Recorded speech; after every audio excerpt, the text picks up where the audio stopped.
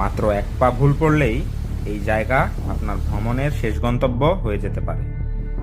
বর্ষাকালে সীতাকুণ্ডের খৈয়াছড়া ট্রেইলে এটিকে দেখতে সাধারণ পানি ভরা গর্ত মনে হলেও এর নিচে লুকিয়ে আছে গভীর পাথরের খাদ।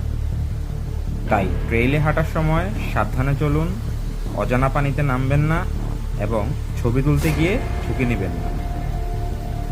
সতর্ক থাকুন ও নিরাপদে ফিরুন।